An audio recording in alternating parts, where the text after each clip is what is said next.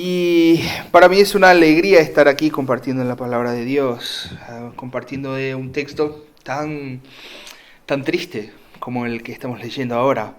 Y lo leímos porque estamos en pleno periodo de la cuaresma que son los 40 días antes de la Pascua y en la que nosotros los cristianos nos dedicamos a poner nuestro corazón y nuestros pensamientos en la muerte y en la resurrección de Cristo Jesús, ¿no? Preparando nuestros corazones para disfrutar de lo que al fin y al cabo es la alegría que conlleva la celebración de la Pascua, la alegría que conlleva la celebración de la victoria de Cristo sobre esa muerte que ahora padece. Y en esa serie estamos fijándonos en lo que son los clamores de Cristo en la cruz. Cristo ha gritado 4 palabras en la cruz mientras moría, las frases que él pronunció mientras sentía un sufrimiento indescriptible en la cruz, cuando su vida se iba, cuando pasaba todo ese dolor. Jesús nos dejó algunas frases que nos hacen ver lo que es central, lo que es importante y principal en la vida y en el momento que Jesús está hablando. Y la semana pasada nos detuvimos en la primera frase que Jesús o que los evangelios nos muestran como una dicha por Jesús en la cruz, que es Cristo pidiéndole el perdón al Padre a las personas que le estaban crucificando en aquel momento. Él le estaba pidiendo perdón a sus ofensores, revelándonos que la cruz nos enseña la manera correcta de cómo perdonar, nos enseña lo que es el perdón, pero también nos revela que necesitamos el mismo perdón que nuestro ofensor. No necesitamos nada distinto de lo que las personas que nos lastimaron. Y entonces vimos que delante de la cruz hay espacio tanto para el ofendido como para el ofensor. Hay espacio tanto para la persona que sufre como para la persona que hace sufrir. Pero hoy vamos a ver un otro clamor, un clamor que es un clamor de una angustia profunda. La semana pasada vimos un texto de Lucas, hoy vamos a ver un texto de Mateo.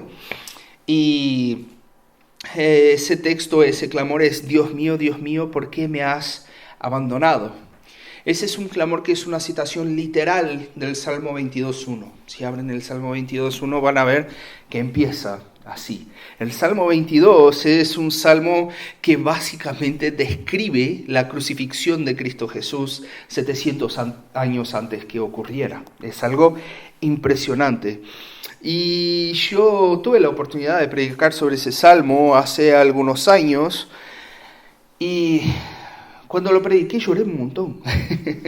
La verdad que lloré de una manera que incluso se me hizo difícil terminar el mensaje. Estaba muy emocionado. Y bueno, eso lo digo porque no me sorprendería si hoy también me emocionara un poco. Pero Calvino enseña, una de las cosas que ha enseñado, es que una buena predicación es aquella que pinta la imagen de la cruz delante de las personas. Y especialmente hoy es lo que quiero intentar hacer. Quiero intentar que podamos ver los clavos en las manos, la sangre escurriendo, el cuerpo de Cristo en shock clamando, recordando que Él fue aplastado por ti y por mí, por nuestra iniquidad, como dice Isaías 53. Y al hacer eso, yo qué sé, a lo mejor si me emociono no te pones tan molesto.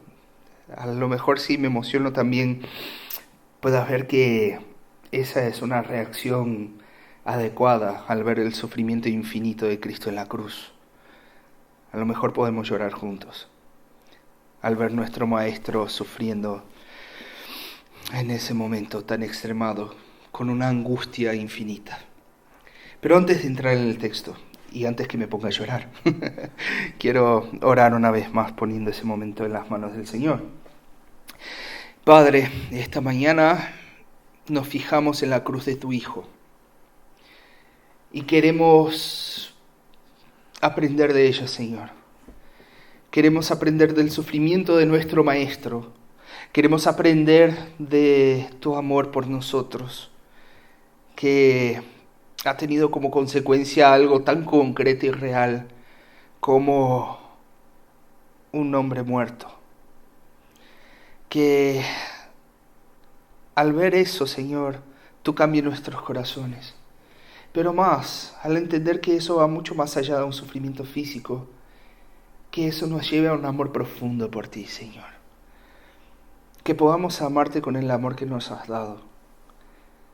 Señor, que podamos rascar, aunque sea un poquito, de la profundidad inmensa de ese amor que vemos a través de esa frase tan significativa. Edifica tu iglesia a través de tu palabra.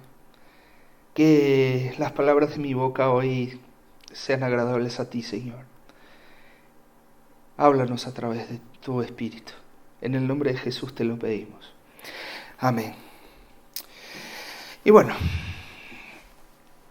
el pasaje que escuchamos ahora es impactante. Y en especial si uno lo escucha por primera vez, ¿no? Pero en general, a nosotros que estamos en la iglesia ya algún tiempo, estamos acostumbrados a querer hacer nuestras lecturas bíblicas simplemente para decir que concluimos, por ejemplo, la lectura de la Biblia entera en un año, o simplemente para sacarnos de encima y sentirnos mejor con nosotros mismos, ¿no? Hoy hice mi devocional y estoy al día con Dios, hice mi parte, ¿no? Y muchas veces simplemente pasamos por las historias sin darle mucha atención. O si también tienes ese síndrome del pensamiento acelerado, empiezas a leer una historia que ya conoces el final y ya no le das mucha atención porque estás pensando en el final. Es algo como, sí, Cristo está muriendo, pero resucita en 3 días, no te preocupes, no pasa nada, ¿sí?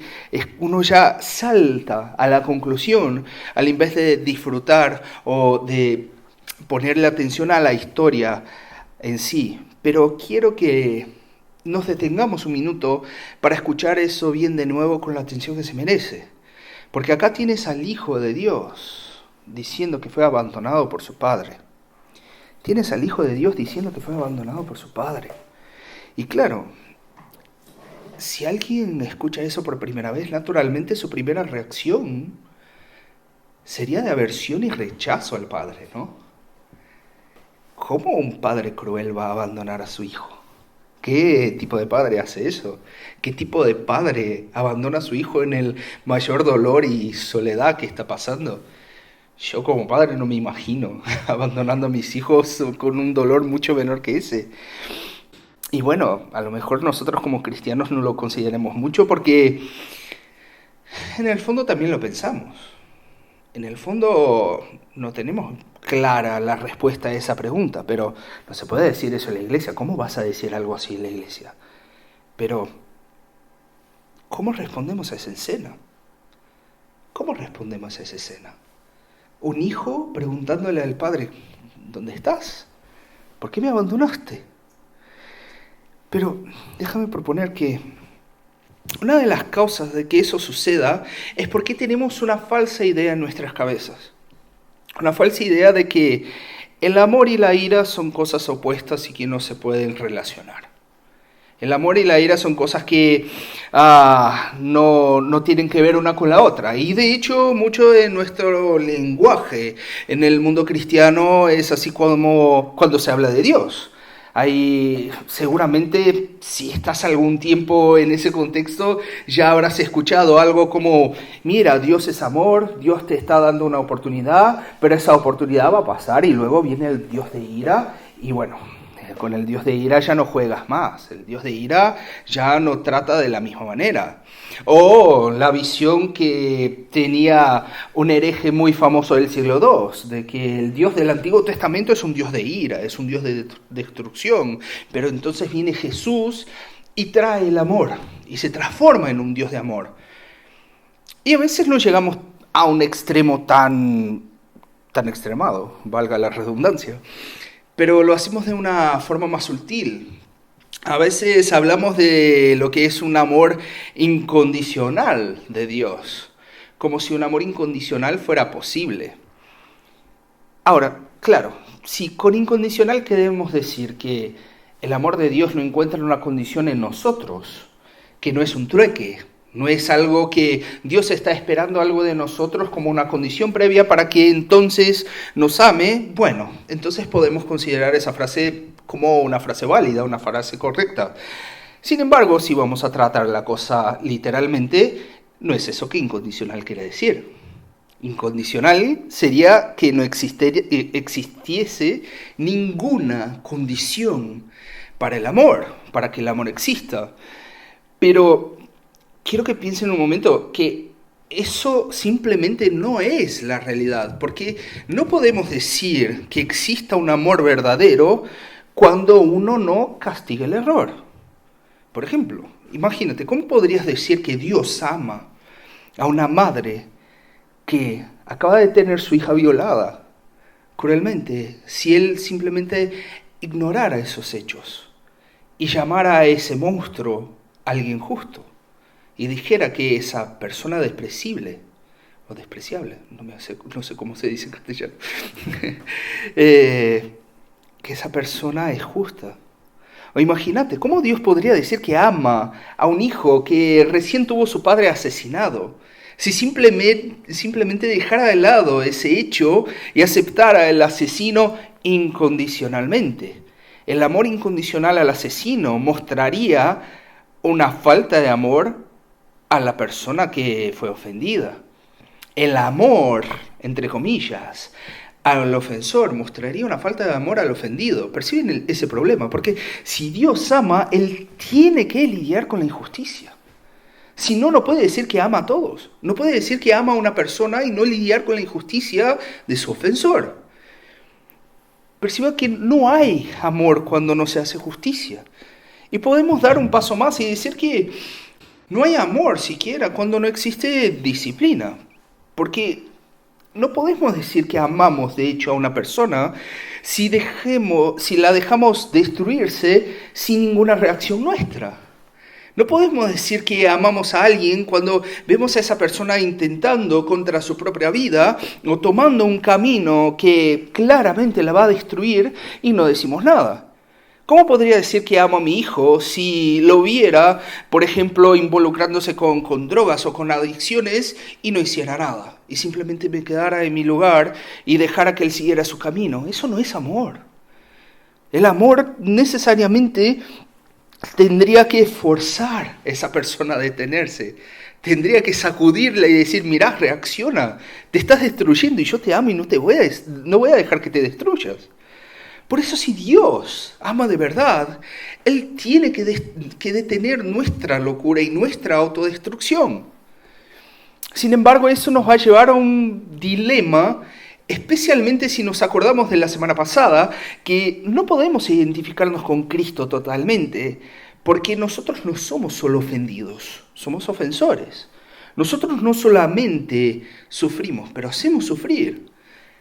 Entonces, si no eres alguien que es un legalista que se autojustifica y tiene la ilusión de que es una persona buena y que nunca se equivoca, la pregunta inevitable es ¿cómo puede ser Dios amor de verdad para cualquier ser humano en ese caso? Porque si todos erramos, Dios tiene que lidiar con el error de todos nosotros.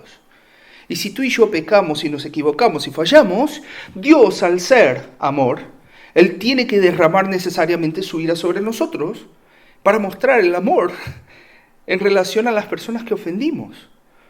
Si nosotros lastimamos a otros y a nosotros mismos, Dios necesariamente tiene que punir y hacer justicia contra nuestro error. Eso porque no se puede separar el amor de la justicia. No se puede separar el amor de la disciplina y mismo de la ira. Y ese es el drama de cualquier religión que cree en una divinidad única e indivisible, que es totalmente soberana, santa y poderosa, como religiones como el Islam o los testigos de Jehová, o incluso mucho del judaísmo de hoy día. Un Dios único necesita demostrar su justicia y santidad castigando el mal en los otros. Castigando el mal en una otra persona, en un tercero. Un Dios totalmente justo no puede ser misericordioso y amoroso a la vez. Él tiene que castigar cada uno por su maldad contra uno mismo y contra los otros. Pero Pero la fe bíblica es distinta. Porque la fe bíblica va a afirmar que Dios es totalmente justo y que Dios es amor. Dios es amor. Que Él tiene una ira que no se apaga y es infinita contra la maldad y a la vez que demuestra misericordia contra el peor de los malvados. ¿Y cómo lo hacemos? ¿Cómo lidiamos con esa realidad? ¿Cómo puede ser eso posible? La única alternativa para que exista la santidad total y la justicia total asociada a la misericordia y el amor total es un Dios que tenga una pluralidad en su unidad. Es un Dios que, a pesar que sea uno, es más de uno. Es decir, trayendo el vocabulario bíblico para eso, la Trinidad es la única alternativa para que Dios pueda ser al mismo tiempo completamente justo y misericordioso conmigo y contigo. Eso porque Dios puede aplicar todo su castigo y toda su ira por el pecado en sí mismo. Porque a pesar de ser un solo Dios, Él es tres personas distintas al mismo tiempo. Dios es Dios Padre, Dios Hijo y Dios Espíritu Santo. Un solo Dios en tres personas. Y claro, acá me estoy metiendo en una de las cosas más difíciles de entender en la Biblia. De hecho, la doctrina de la Trinidad es muy difícil, pero estas tres personas, resumiendo a lo que es necesario, esas tres personas tienen una relación de amor mutuo e intimidad perfecta desde toda la eternidad. Ellos se aman unos a otros, ellos habitan unos en otros. Entonces imagínate en nuestra experiencia humana todo lo que buscamos y todo lo que anhelamos con respecto a intimidad y a relaciones. Imagínate una amistad profunda, una intimidad absoluta, una complicidad, un amor, una persona con quien puedes entregarte completamente sin ningún miedo que te vaya a defraudar, porque confías completamente. Y es una persona que se pueda entregar completamente a ti y tú le puedas satisfacer todas sus expectativas y no defraudarla en nada. Todo eso existe de una manera infinita en la Trinidad, porque Dios es relación. Dios también es la fuente de todo lo que conocemos como relaciones interpersonales. Y de esta relación perfecta, y de ese amor y de esa comunicación perfecta, desde la eternidad fluye el plan de la redención. El plan que muestra cómo amor y ira pueden coexistir, cómo justicia y misericordia pueden coexistir. El plan eterno de cómo Dios lidiaría con la injusticia del mundo. Mucha gente a veces muestra o indica que no puede creer en Dios porque no puede concebir un Dios que vea esa injusticia en el mundo y no haga nada. Pero la historia de la Biblia, o el tema central de la Biblia, es cómo Dios va a lidiar con la injusticia y con la rotura que hicimos en el mundo a través del pecado. Porque si hay algo segurísimo acá en la Biblia también, es que Dios no es tomado por sorpresa por las decisiones humanas. Él conoce y ya conocía de antemano, desde el primer error de los primeros humanos hasta el último error del último humano que va a pisar sobre esa tierra. Y desde la eternidad ya había desarrollado un plan para lidiar con eso de una manera que fuera justa, pero a la vez misericordiosa.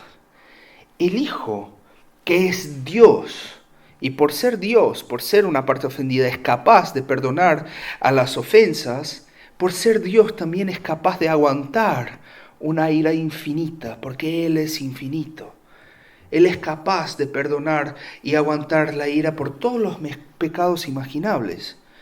Y ese Dios se haría humano para representar a los humanos.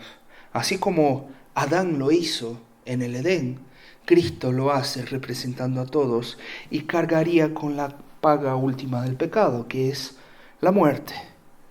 Mas ese plan eterno no es un plan como si el Hijo haya sido obligado a morir.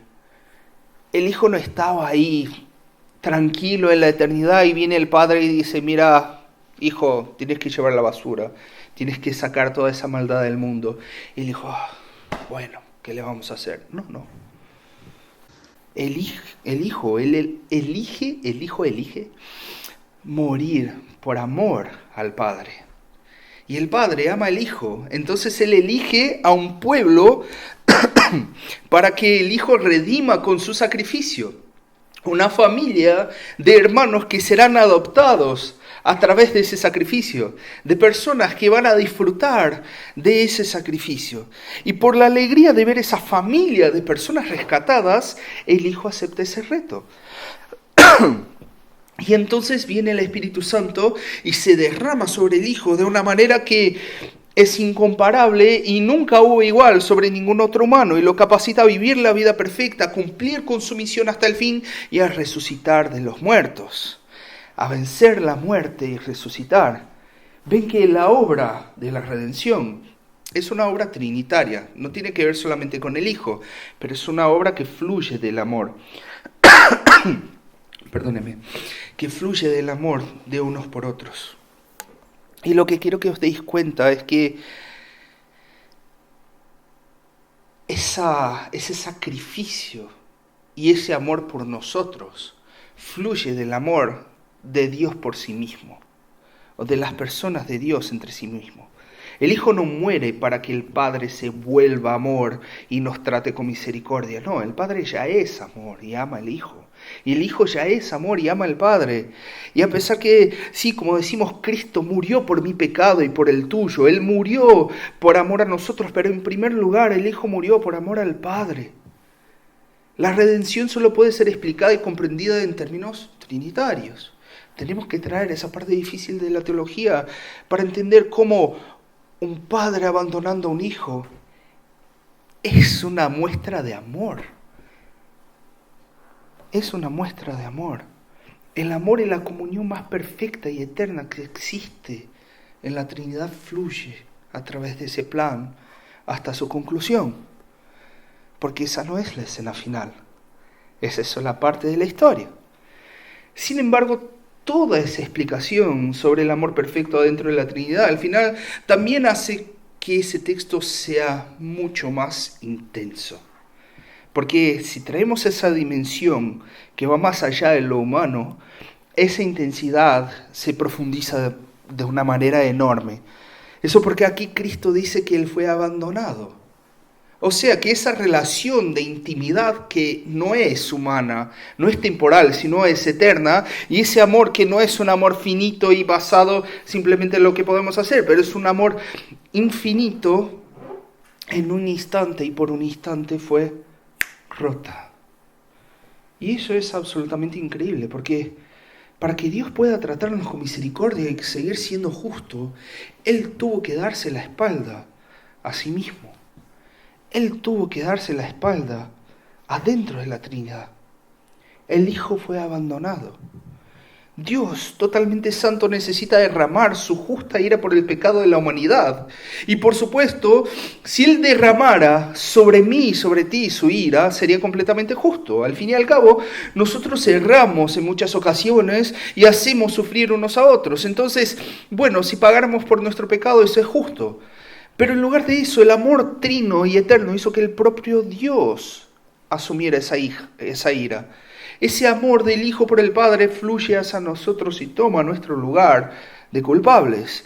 Y por eso Dios demuestra que nos ama siendo justo y a la vez muestra eso a través de su misericordia a nosotros, pero a través de la ira en la cruz. Y fijaos acá la progresión de esa historia. El Padre derrama la ira por el pecado. Por otro lado, el Hijo soporta en la cruz la ira a través de su abandono. Pero el Padre hace eso, el Hijo hace eso. ¿Cuál es nuestro papel? ¿Qué hacemos nosotros aquí? ¿Qué pintamos nosotros? ¿Cuál es tu parte y mi parte en esa historia? ¿Cuál es la parte del ser humano en todo eso? La parte del hombre en la redención fue simplemente mostrar su absoluta maldad en aquel momento. Mira los clavos en las manos de Jesús puestos por soldados romanos. Mira el cuerpo aplastado por el juicio injusto del Sanedrín. Pedro es claro en Hechos 3:15 diciendo que nosotros, tú y yo, nosotros, matamos al autor de la vida. Cometimos el peor de los asesinatos posibles. Cometimos el teocidio en nuestras manos. Pero si avanzamos un poco más y si analizamos el texto que leímos, vamos a ver que en ese momento y en esa narrativa, Mateo dice que hubo tinieblas. Hubo tinieblas en esa escena. Y nosotros tenemos siempre esa tendencia cientificista de querer explicar todos los fenómenos que están en la Biblia en términos científicos, ¿no? Entonces reducimos todo lo que dice la Biblia a fenómenos naturales. Así que si hubo tinieblas al mediodía, ¿qué puede ser? Bueno, tiene que ser un eclipse solar. Pero es bueno notar que muy probablemente eso no podría ser un eclipse, porque la Pascua se pasa en la semana que se sigue la luna llena, o en la luna llena, depende de cómo se vea o del calendario en la época. Y si fuera así, es imposible que haya un eclipse solar. Probablemente no fue un eclipse. Lo más lógico es que esa descripción de tinieblas que tenemos acá son de tinieblas sobrenaturales. Son de tinieblas en el momento que uno esperaría más luz, de las 12 a las 3 de la tarde. Y las tinieblas en la Biblia casi siempre son una señal de juicio. Y en ese caso era una señal de juicio contra nuestro gran pecado que estaba sobre Cristo. El juicio no sobre las personas que estaban insultando a Cristo, no. Un juicio sobre Cristo. Un juicio contra el Hijo que está tomando el cáliz de la ira. Dios, que como dice Pablo a su discípulo Timoteo, habita en luz inaccesible, ahora le da la espalda y se esconde del Hijo. Y cuando la luz se va, quedan tinieblas. Y en ese punto es muy curioso recordar de la narrativa de la Pascua original en el Éxodo. La Pascua cristiana se llama Pascua porque es una heredera de la Pascua, de la salida del pueblo de Israel de Egipto en la época de Moisés. Y cuando los israelitas salieron de Egipto, en la 10ª y última plaga, Dios ordenó que se matara un cordero y que la sangre fuera pasada en el dintel de las puertas para que el ángel de la muerte pasara por encima de las casas de los israelitas y no matara a los hijos de los israelitas. Pero ¿qué vino antes de esa 10ª plaga? ¿Cuál fue la 9ª plaga? Coincidentemente, y no tan coincidentemente, tinieblas. Las tinieblas precedieron al cordero inmolado en el Éxodo. Y acá sucede lo mismo. El Cordero de Dios que quita el pecado del mundo fue abandonado en las tinieblas antes de morir, para que el ángel de la muerte no pasara sobre nosotros, para que nosotros anduviéramos en luz y vida. Y entonces viene el clamor de Cristo. Y Mateo se asegura de decir que fue en voz alta, no es algo que no se pudiera escuchar muy bien. No es algo que a lo mejor la mayoría habría entendido mal. A lo mejor alguno entendió mal, pero si Jesús clamó en alta voz, la gente estaba escuchando. Él recita un texto que era muy conocido por cualquier judío de esa época, que era el Salmo 22. Él dice, Dios mío, ¿por qué me has abandonado? Jesús usa el recurso del lamento legítimo que tenemos en los salmos. Los salmos muchas veces son muestras de personas cristianas o de personas que siguen a Dios sufriendo en su vida y orando y clamando. Al contrario de lo que muchas veces nosotros queremos hacer en la iglesia y en la vida, Jesús no finge que está todo bien. Jesús no simplemente dice, no, Dios tiene un plan para todo eso. No, Él sufre y Él expresa su sufrimiento con las palabras de la propia Biblia. ¿Por qué, Dios? ¿Por qué eso está pasando ahora? ¿Por qué no estás aquí? Es mi sufrimiento. ¿Por qué no veo tu mano? ¿Por qué no siento tu presencia? ¿Por qué me has abandonado? Y esa pregunta se remonta al Antiguo Testamento. Y no solamente en los Salmos, pero el pueblo de Dios muchas veces la ha hecho, y la respuesta a la razón del abandono de Dios siempre era la ruptura del pacto del pueblo con Dios por causa de su pecado. Es decir, que Dios en general abandonaba a su pueblo en manos de sus enemigos cuando ellos rompían el pacto que tenían con Dios a través de su idolatría y de sus desobediencias. Si uno recuerda las historias del Antiguo Testamento, las historias de los jueces o la historia del exilio a Babilonia, Israel rompe el pacto con Dios y Dios los abandona en manos de sus enemigos y luego Dios los rescata. Esa es básicamente la historia del pueblo de Dios en el Antiguo Testamento.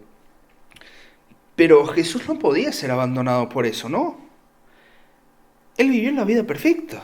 En Juan 8:46, él pregunta a sus enemigos, ¿quién puede acusarme de pecado? Pero en ese momento está pasando algo que el apóstol Pablo explicó a la iglesia griega de Corinto. Él va a decir que al que no conoció pecado,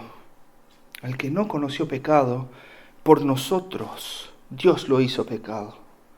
Y a veces somos muy higiénicos con esa idea, pensar, sí, Jesús se hizo pecado con nosotros, o pecado por nosotros. Pero eso es muy real y concreto.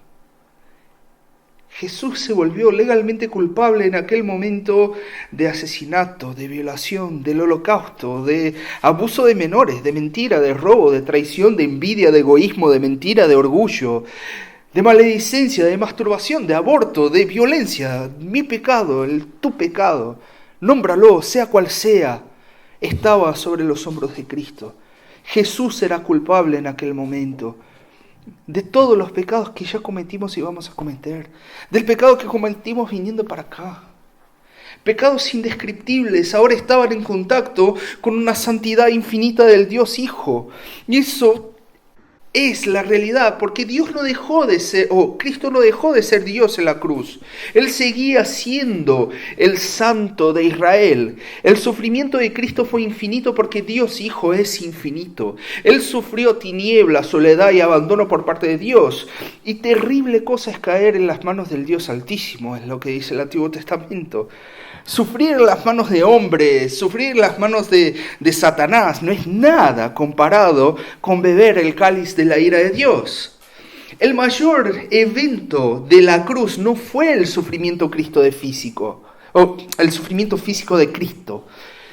Eso porque el sufrimiento físico nunca fue una novedad para los cristianos y para el pueblo de Dios. Si uno escucha cada tradición de los apóstoles, cada descripción del libro de los mártires, seguramente si nos aferramos solamente a ese aspecto físico, ¿hubo otros cristianos que sufrieron más que Jesús? ¿Hubo otros cristianos en la historia que físicamente sufrieron más que Jesús?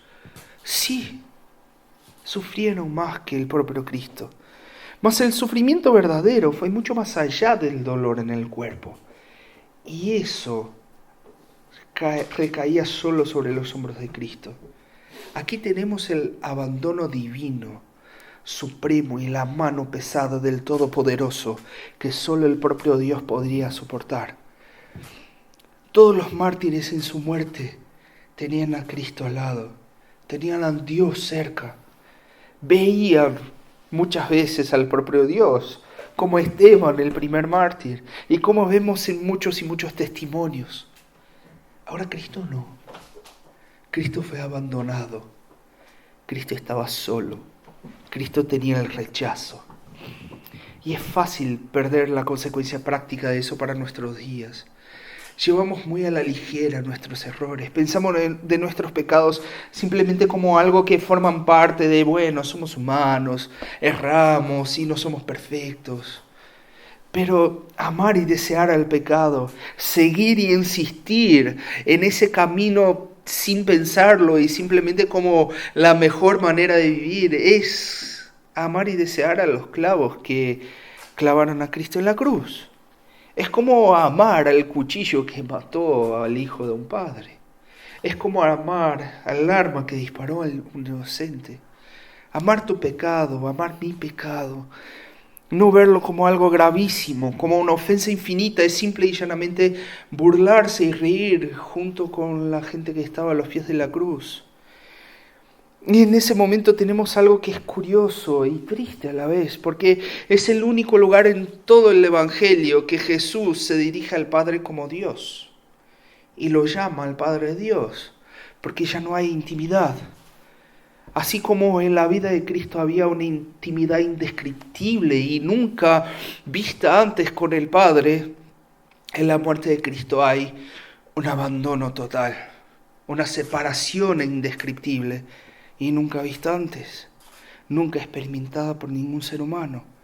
No existe más intimidad, no es Padre, es Dios.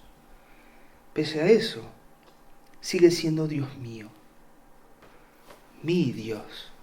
Aún abandonado por ese Dios, Él no deja de ser su Dios. Aun cuando la acción de ese Dios lleva a un sufrimiento máximo, el nombre de ese Dios sigue siendo el único nombre al que apelar. Los brazos de ese Dios siguen siendo el único lugar al que se debe correr. Como dijo el apóstol Pedro algunos meses antes por Cristo, ¿a quién iremos si solo tú tienes las palabras de vida eterna? Eso porque Dios es el único que puede traer sentido al sufrimiento, es el único que puede cambiar un mal concreto en bien. Entonces, aun cuando Dios hace lo opuesto de nuestras oraciones, cuando Dios no pasa de nosotros el cáliz, es a sus brazos que debemos correr. No existe otra opción. No existe alguien que pueda cuidarnos y que pueda tejer nuestras vidas en medio al caos, mismo el peor de los caos. Especialmente después de ver esa escena, porque aquí Cristo ha tomado nuestro lugar, se ha hecho pecado por nosotros. Y si Él ha sido abandonado, nosotros podemos estar seguros que nosotros no lo seremos. Si Él fue ignorado, nosotros podemos estar seguros que nosotros seremos escuchados. En esa frase de Cristo está la afirmación de la soberanía de Dios y la confianza de que Dios sigue en su santo templo, como dice Hebreos 2:20. No importa si el mundo todo está cayéndose, Dios no dejó de estar en su lugar. Aún en el momento de mayor abandono de Cristo, Él reconoce que Dios sigue siendo Dios. El Padre y el Hijo cumplían el plan que ya había fluido del amor desde la eternidad en aquel momento. El Hijo que tenía su placer en el Padre, ahora toma el sorbo más amargo del cáliz de la ira de Dios. Pero amor y ira no son opuestos en Dios. Cristo estaba bebiendo el cáliz de la ira de Dios, pero del Dios que es amor. Estaba siendo abandonado por Dios, pero un Dios que es amor. Es una paradoja tremenda, porque el amor de Dios tiene su máxima expresión por nosotros o para nosotros, exactamente en la ira del Padre hacia el Hijo. Cuando vemos toda la severidad y la intensidad de la ira de Dios, a la vez vemos el punto máximo de su amor. En ese momento trágico, la Trinidad completa muestra su amor a su pueblo. El Hijo amó al Padre hasta el fin. En el Getsemaní, el Hijo fue tentado a abandonar al Padre. Fue tentado a simplemente ignorar el cáliz de la ira. Pero no lo abandonó y lo hizo sabiendo que más tarde en la cruz el Padre lo abandonaría justamente. Mas ese Hijo no amó solamente al Padre, que actuaba como un juez contra toda la maldad en aquel momento, sino que Cristo también amó a los culpables de esa maldad. Amó a ti, amó a mí. Amó a aquellos que estaban delante de Él, burlándose de Él en aquel momento. El Hijo nos amó hasta el fin. Como dice Juan 13:1, que habiendo amado a los suyos que estaban en el mundo, los amó hasta el fin, hasta la conclusión del plan, hasta el último momento. Y a su vez el Padre amó al Hijo, eligiendo un pueblo que sería redimido, y hijos adoptados y aceptados como consecuencia de ese momento de abandono. Esos hijos somos nosotros. Y a pesar de todo lo que estoy diciendo, al fin y al cabo no existe una explicación de la crucifixión sin misterio. Nosotros podemos conectar algunos hilos, podemos hablar de doctrinas difíciles, contestar alguna pregunta, pero no me imagino que eso resuelva todas tus dudas, no resuelve las mías tampoco. Mas aquí entra el misterio, lo que va más allá de nuestra comprensión. El misterio de cómo los hombres pueden matar a un Dios inmortal que quería ser muerto por el amor de los hombres. El misterio de cómo un padre puede abandonar a un hijo que quiso ser abandonado porque el padre lo ama y él ama al padre. Nosotros somos limitados, somos criaturas. No podemos visualizar cómo el pecado interactúa con la santidad infinita de Dios. De hecho, como dice el profeta Isaías, los pensamientos de Dios son mayores que los nuestros. El Nuevo Testamento va a mirar a eso y va a decir, eso es un misterio indescriptible. Una santidad infinita por quien estaba colgado en la cruz. Una santidad infinita, pues quien estaba colgado en la cruz no era solamente la parte humana de Cristo, sino Cristo todo. ¿Cómo podemos entender que Dios está muriendo? ¿Cómo podemos entender que Dios está siendo muerto? Cristo experimentó completamente la ira de Dios y Él nos salva por completo exactamente porque experimentó por completo. No estaba usando sus superpoderes de Dios y diciendo, bueno, están los clavos acá en mi parte humana, pero yo no lo siento. No, el abandono fue real. Y solo un Dios que sufre puede amar. Dios no es impasible, sino que Dios siente. Siente lo que sentimos nosotros. Porque lo que nosotros sentimos es solo una imagen limitada de lo que Él puede sentir. Dios ama y lleva ese amor hasta las últimas consecuencias más inimaginables. Y como dice el pastor y mártir Bonhoeffer, solo un Dios que sufre puede ayudarnos. Y es ese Dios sufriente que nos ayuda en la cruz. Y creo que en ese texto la condición humana, nuestra condición, se ve perfectamente. Porque delante de todo ese misterio, de toda esa complejidad, de toda esa angustia, nosotros tenemos una condición humana muy cruda, explícita ahí. Las personas que se burlaron de Cristo no veían lo que estaba delante de sus propios ojos. Ellas estaban en tinieblas al mediodía, viendo un cataclismo frente a ellos. La naturaleza entendía lo que estaba pasando.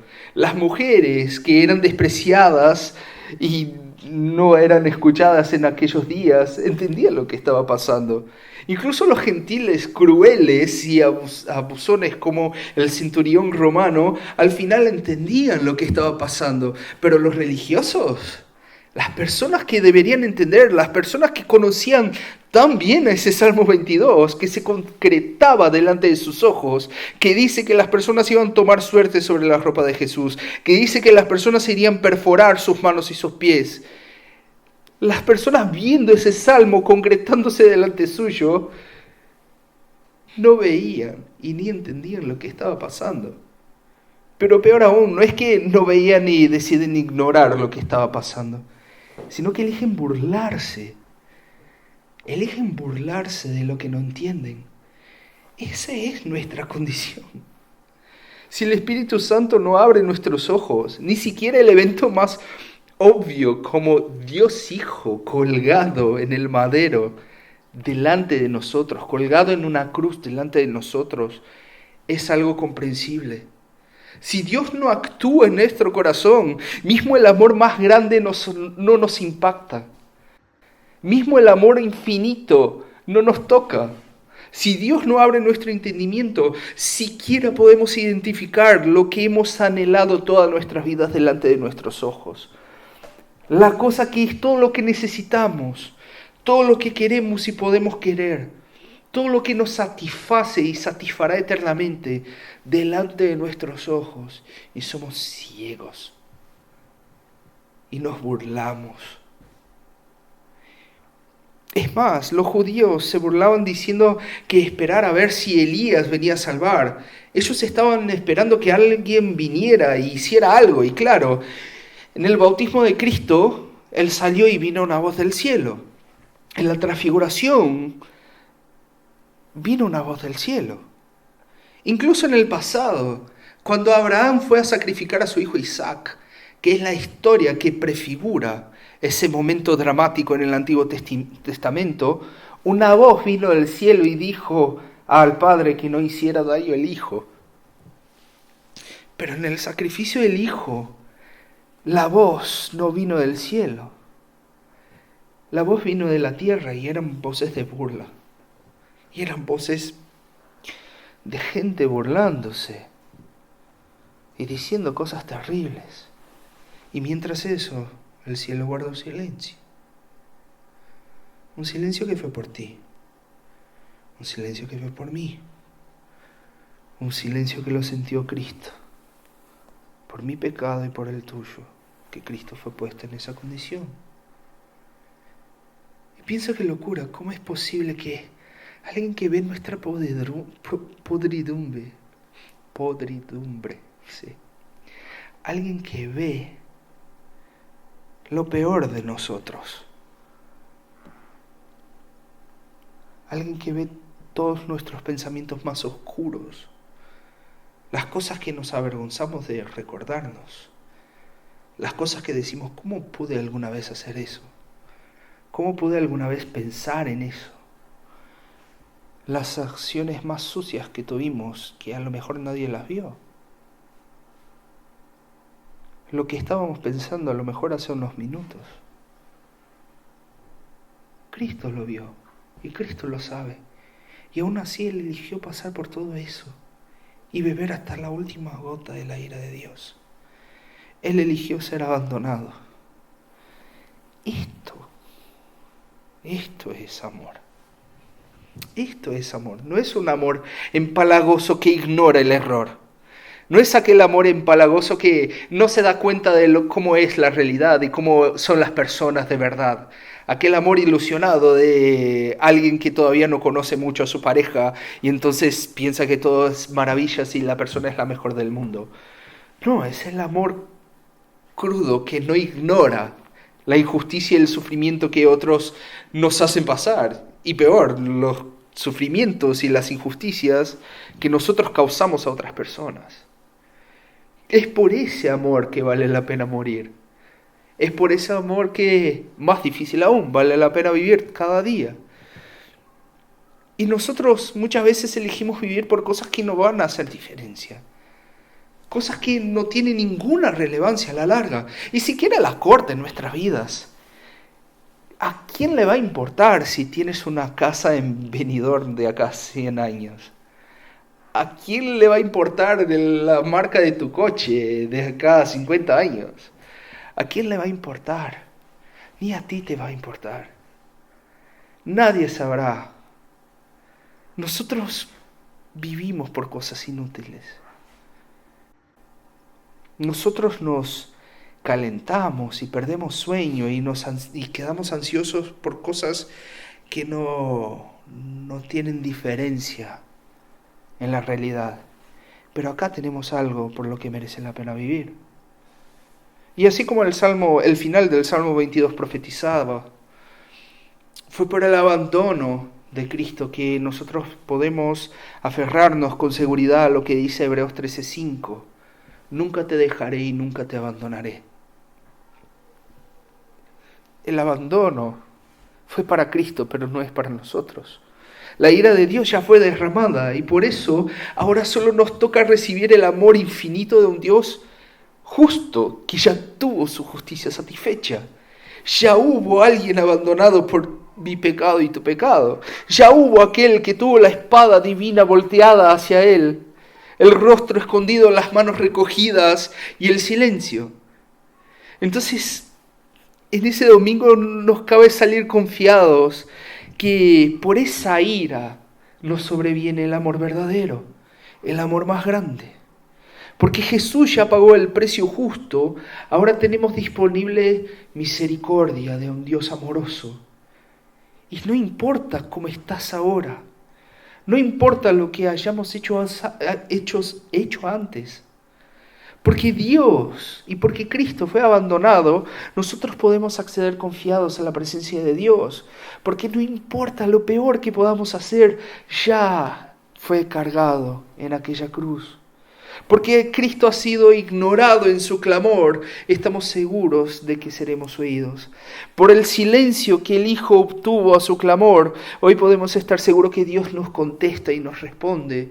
El clamor garantiza que cada gota del cáliz de la ira de Dios por mi pecado, por tu pecado, fue bebido completamente por Cristo en ese momento. Entonces ya no nos queda más nada que no sea recibir el amor justo, el amor infinitamente justo.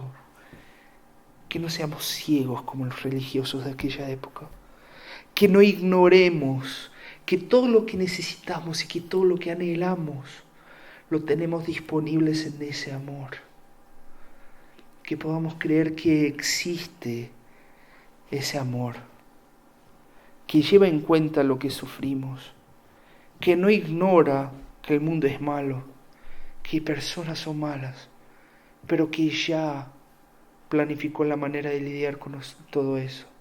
Existe una aceptación que no ignora el dolor de ese mundo. Existe una misericordia que va más allá de cualquier capacidad nuestra. Ese es el misterio de la cruz. Ese es el misterio por el que vivimos. Ese es el misterio que proclamamos. Porque Él murió por mí. Hoy puedo vivir por Él. Y eso merece la pena.